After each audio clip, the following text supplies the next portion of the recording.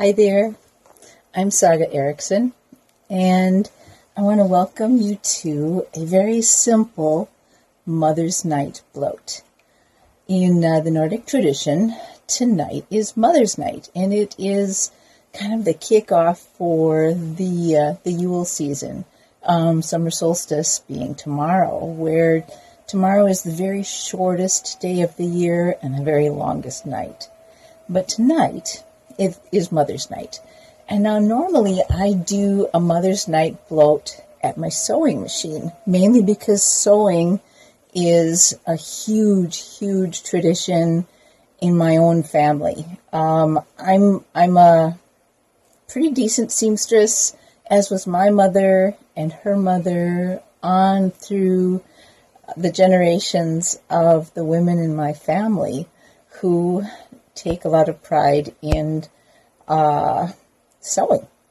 But I have had to retire my treadle sewing machine for a while, and I'm going to observe a different tradition in my family.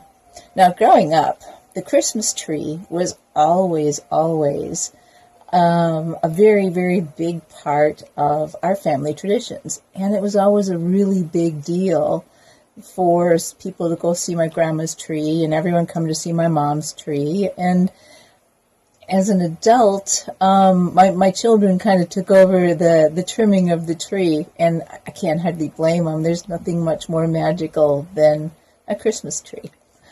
In my own household, I call it my Yule tree, but it's still a Christmas tree, even though I observe Yule instead of Christmas.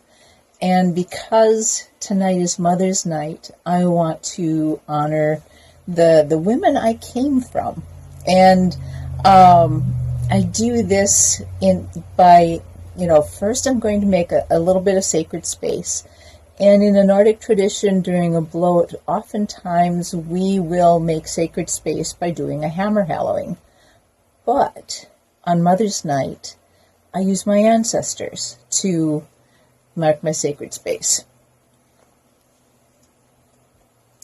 And in this little pendant are my mother's ashes. She passed about 10 years ago or so, but I'm a big believer that my mother is all of my ancestors, as was her mother, as am I. I am all my ancestors in this lifetime embodiment. And what better way to claim sacred space on Mother's Night than with my ancestors? So I'm going to do just a simple hammer hallowing using the palm of my hand to symbolize my bigger sacred space. So, my Disir in the east, welcome and hallow my most humble stead. My Disir to the south, please honor and hallow this most humble stead.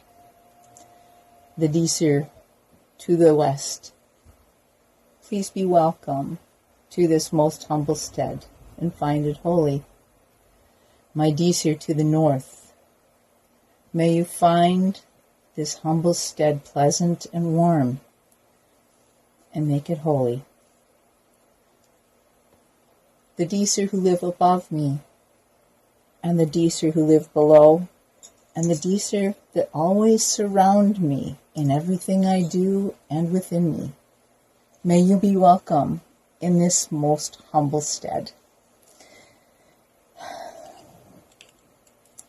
Another tradition when I celebrate Mother's Night is really bad coffee.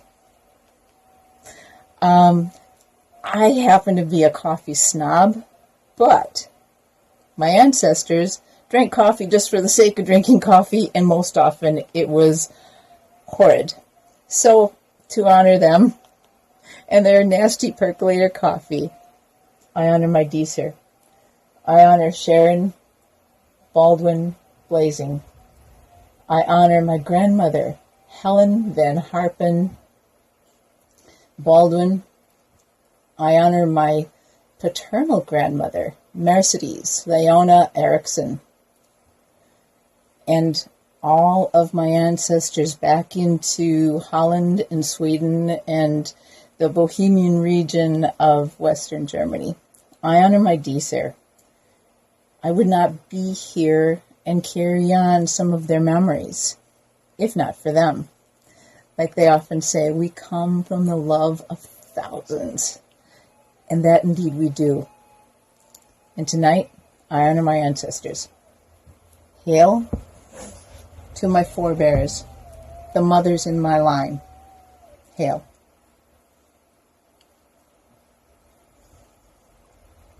And that's my simple Mother's Day bloat. May you find peace in your own ancestors, in your own mothers, grandmothers, great-grandmothers, for generations and generations past. And may this Yule bring you great blessings. Thank you. Blessed Yule. Have a great day.